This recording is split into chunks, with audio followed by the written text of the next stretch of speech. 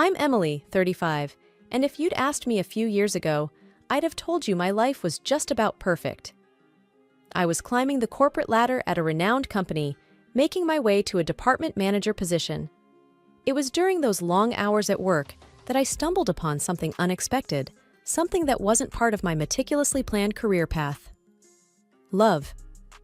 His name was Jake, a colleague from a different department. He wasn't as high up on the career ladder as I was, but that never mattered to me. Our connection was instant, and before we knew it, our office romance blossomed into something deeper, leading us down the aisle. The company we worked for was supportive. After all, it wasn't a secret affair, but a serious relationship that everyone could see was genuine. We were happy, living in a beautiful, spacious house that we bought together. It was more than a home. It was a symbol of our future, of the family we dreamed of starting. But our seemingly perfect life wasn't without its cracks. The main issue? Our earnings. I always earned more than Jake, and while it never bothered me, it was a thorn in his side. One chilly evening, as we sat in our living room, Jake brought it up yet again. Does it ever get to you? The whole money thing? He asked, his gaze fixed on the dancing flames in the fireplace.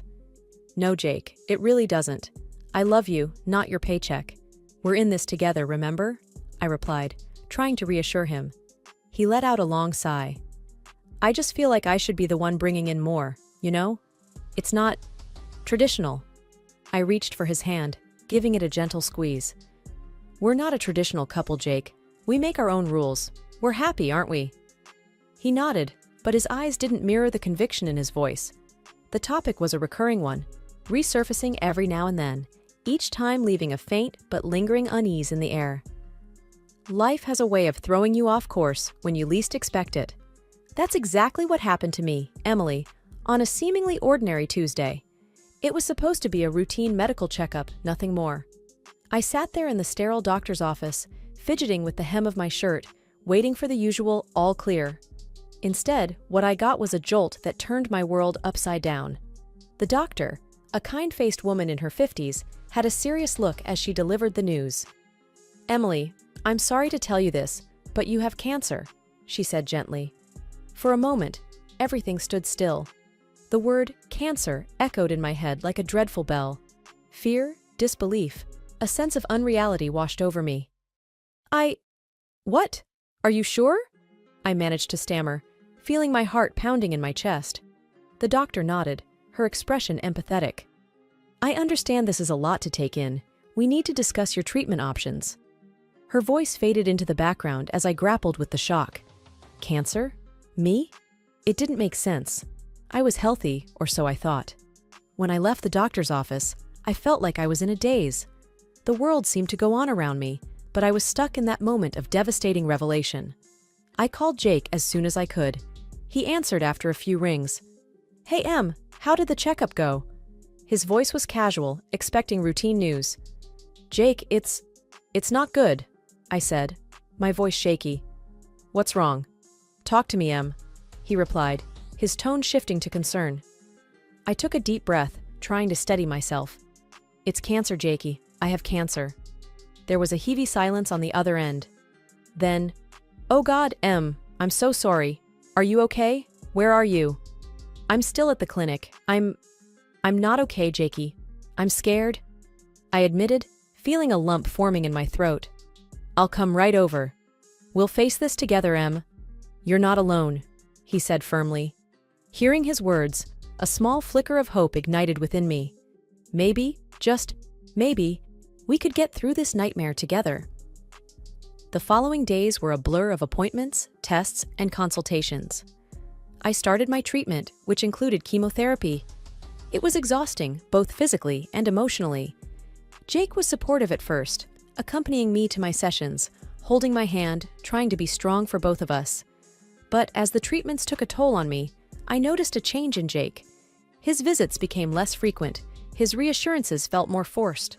Whenever I asked him why he couldn't come, he always had the same excuse.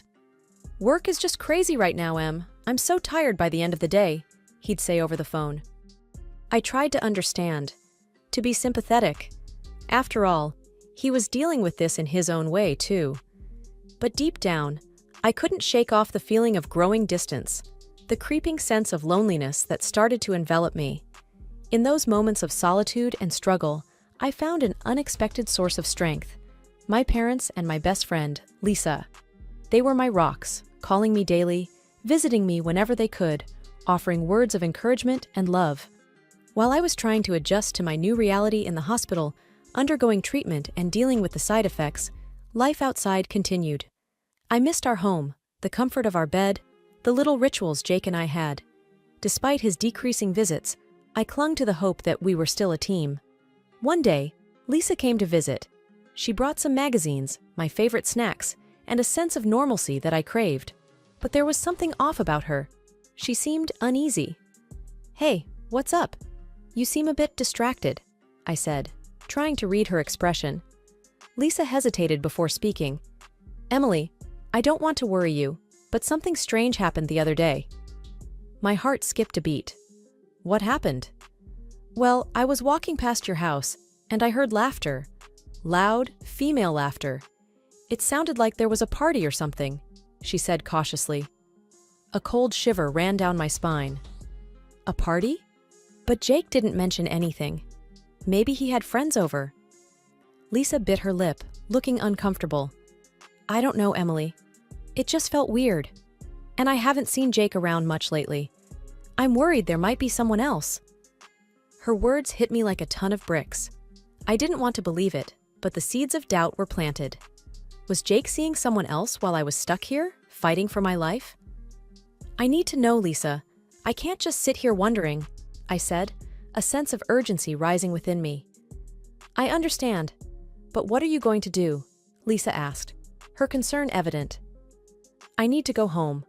I need to see for myself," I decided, my mind made up. "But Emily, your treatment—" "I know. But I can't ignore this." "I have to know the truth," I interrupted, feeling a mix of anger, betrayal, and fear. Lisa helped me arrange for an early discharge. The doctors weren't thrilled, but my recent results were promising, and they agreed under the condition that I would continue my treatment on an outpatient basis. The drive home was nerve-wracking. Every possible scenario played out in my mind. I was scared of what I might find, yet I needed answers.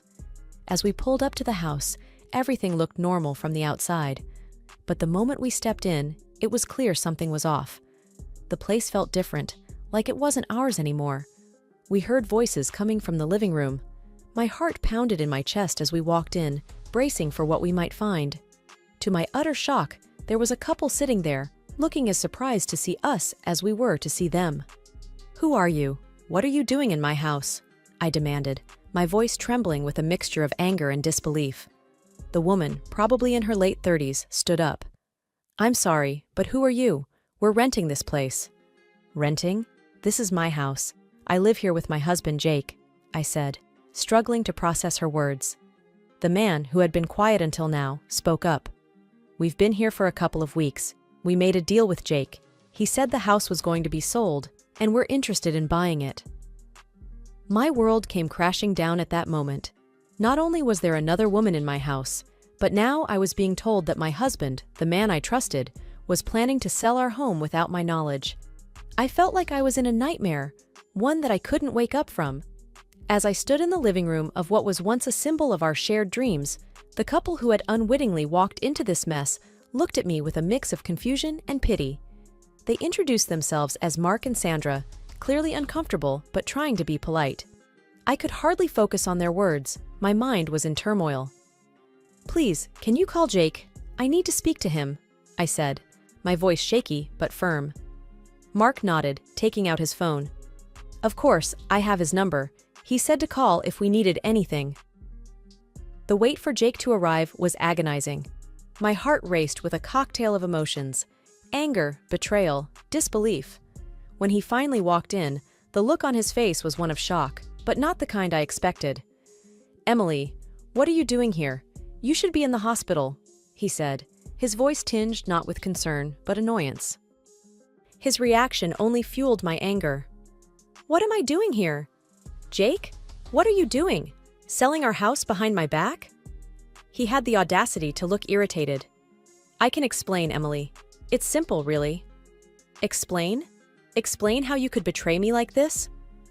My voice was rising despite my efforts to control it. Jake's expression hardened.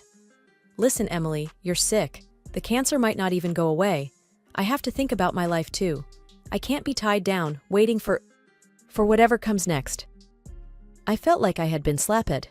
His words were cruel, unrecognizable from the man I thought I knew. You're talking about selling our home, our life together, as if it's just a transaction. Is this really you, Jake? Disbelief and hurt were evident in my voice. He shrugged, a cold look in his eyes. It's practical, Emily. You're not going to make it, and I need the money to build my life. Besides, I would get this house anyway if you know. His words were like a knife twisting in my gut. The reality of his betrayal was worse than any suspicion I had harbored. I can't believe you, Jake. After everything, this is what it comes down to. Money and convenience? I was struggling to hold back tears. Jake seemed unfazed. Life goes on, Emily. Yours might not, but mine will. I need to think about my future. His brazenness left me speechless. I had imagined many scenarios, but nothing could have prepared me for the callousness I was witnessing. And you think you'll just get away with this? Selling our house? Leaving me with nothing while I'm fighting for my life? My voice trembled with a mixture of rage and pain. He shrugged again, a gesture that now filled me with revulsion. I'm doing what I have to. You can do whatever you want, Emily. It doesn't matter to me anymore. I felt a surge of resolve amidst the chaos of my emotions. I'll fight you on this, Jake, and the company will hear about how you treat your sick wife. You won't get away with this, he scoffed. Do what you want, Emily. I'm done here. With that, he turned and left, leaving a trail of coldness behind. I stood there, shaken to my core, realizing that the man I loved was a stranger to me now. I knew at that moment that this was a battle I had to fight, not just for my health, but for justice and dignity. After Jake left, a heavy silence filled the room. Mark and Sandra stood awkwardly, clearly wanting to escape the tense atmosphere. I couldn't blame them. Look, I'm really sorry about all this. We had no idea, Mark said, sounding genuinely apologetic. Yeah, we just wanted a place to stay. We didn't know about everything, Sandra added, her eyes full of sympathy. I gave them a weak smile. It's not your fault. You were just looking for a home. They offered to leave, but I insisted they stay. It wasn't their fault that Jake had dragged them into his deceit. After they left, I sat down on the couch, my mind racing. I felt betrayed, angry, and helpless. But amidst all those emotions, a fiery determination was taking shape. I wasn't going to let Jake walk all over me. The next morning, I called my lawyer and explained everything. He was shocked, but promised to help me fight this. Don't worry, Emily. We'll make sure he doesn't get away with this, he assured me. I felt a small glimmer of hope. With my lawyer's help, I would fight for what was rightfully mine. Next, I knew I had to confront Jake at work. It wasn't going to be easy, but I needed to face him. I wanted him to know that I wasn't going to back down. I arrived at the office, my heart pounding. As I walked through the halls, I could feel the eyes of my colleagues on me. They knew something was up. I knocked on Jake's office door and pushed it open without waiting for a response. Jake looked up, his face a mask of surprise and annoyance. Emily, what are you doing here? I'm here to tell you that I know everything. And I'm not going to let you get away with it, I said, my voice steady despite the turmoil inside. Jake scoffed. What are you going to do? You're sick, Emily. You should be resting, not causing a scene. I took a deep breath, steadying myself. I've spoken to my lawyer. We're going to fight you on the house, and I'm going to tell the bosses about what you've done. Jake's face hardened. You think you can scare me? Go ahead, tell them, see if I care. I met his gaze squarely. I'm not trying to scare you, Jake. I'm telling you what I'm going to do. You can't just throw me away because I'm sick. Jake leaned back in his chair, a smug look on his face. You really think you can win this? I'm not the bad guy here, Emily. I'm just trying to move on with my life. I felt a surge of anger. By selling our home? By leaving me with nothing? Jake shrugged. Life is tough, Emily. You should know that better than anyone. I shook my head, disgusted. I can't even recognize you anymore, Jake. You're not the man I married.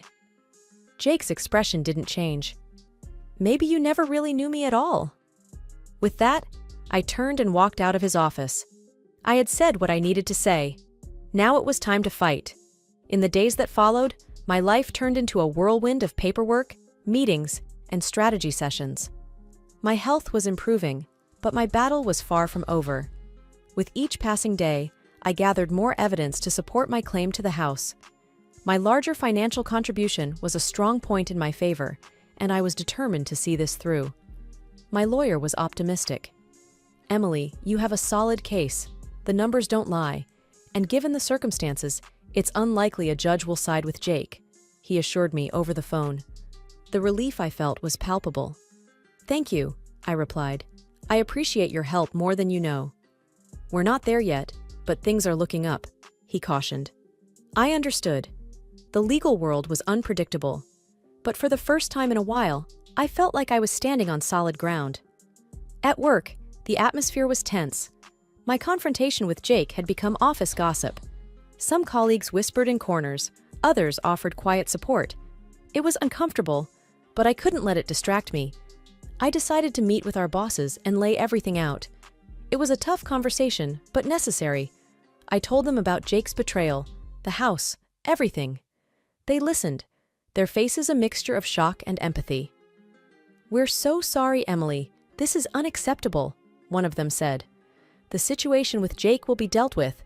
This behavior can't be tolerated," the other added. Hearing their support was a relief. I didn't have to face Jake at work anymore. Days later, they called to tell me they had let Jake go. His actions didn't align with the company's values. It was a small victory, but it meant the world to me. My health was on the upswing, the treatments were working, and my doctors were hopeful. It was a glimmer of hope in a sea of chaos.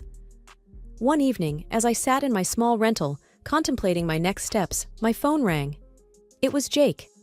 I hesitated but answered. "Emily, please, we need to talk." He sounded desperate. "What's there to talk about, Jake?" I asked, my voice firm. "I was wrong. I've been fired. I'm sorry, Emily. I didn't think it would come to this," he said, almost pleading. I took a deep breath. "You hurt me, Jake. Deeply. I can't just forget that." "I know, I regret it. Can we find a way to settle this without going to court?" he asked, sounding beaten. After a short pause, I replied, "I will not back down. Never." There was silence on the other end. "I understand.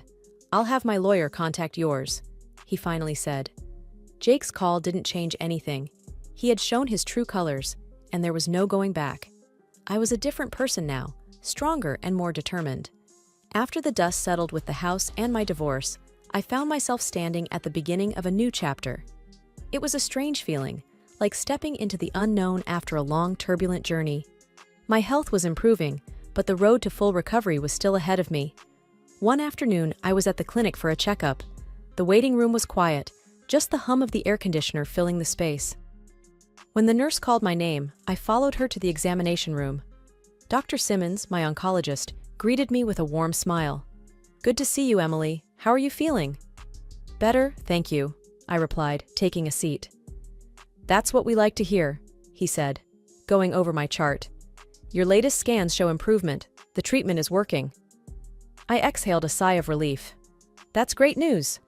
"Yes, but remember, it's a long road. You need to take care of yourself," he reminded me. "I know, and I will," I assured him. He nodded, satisfied. "Good. We'll keep monitoring your progress." Leaving the clinic, I felt a mix of emotions. Hope, certainly, but also a sense of responsibility. This was my life, and I had to take charge of it. Back at work, I threw myself into my projects. It was a distraction, but also a reminder that I had a purpose beyond my illness and personal troubles. One day, I was in the break room when I overheard a couple of colleagues talking. "Did you hear about Jake? He's trying to get his job back," one of them said. "Really? After what he did?" "Good luck with that," the other replied. I stayed silent, stirring my coffee. Jake's choices were his own. I had my path to follow, and it didn't include him. After work, I met up with my friend Sarah for dinner. She had been a rock throughout everything. "How are you holding up?" she asked as we sat down. "I'm okay, taking it one day at a time," I answered. That's all you can do, and hey, you're doing amazing, she said, offering a reassuring smile. I nodded. Thanks, I couldn't have done it without your support.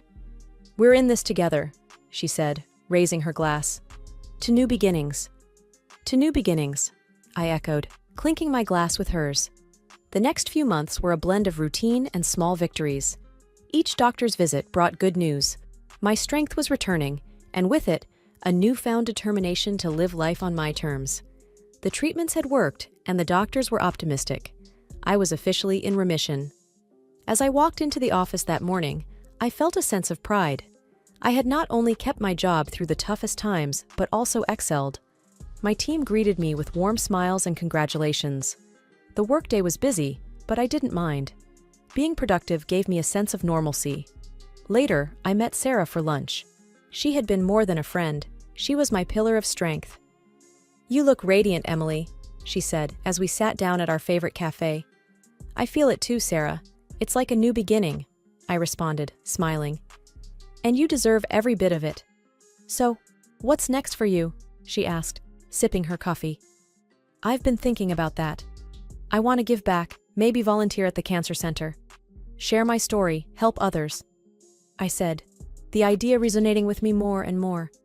That's wonderful, Emily. You'll be amazing at it, she encouraged. After lunch, I went for a walk in the park. The sun was shining and the air was fresh. I took a moment to sit on a bench and just breathe. Life was precious, and I was here, living it. As I walked back home, my phone rang. It was my boss, Mr. Thompson. Emily, good news. The board has approved your proposal for the new project, he said. That's fantastic. Thank you, Mr. Thompson. I won't let you down, I replied, excitement building up. I know you won't. Keep up the good work, he said, before ending the call. Back at home, I reflected on my journey. From the shock of my diagnosis to the betrayal and divorce, it had been a roller coaster of emotions. But here I was, standing tall. I decided to write a blog post, sharing my story with the world. As I typed, the words flowed effortlessly. It was a story of pain, resilience, and ultimately, triumph. When I hit publish, I felt a sense of liberation. My story was out there, and if it could inspire even one person, it was worth it.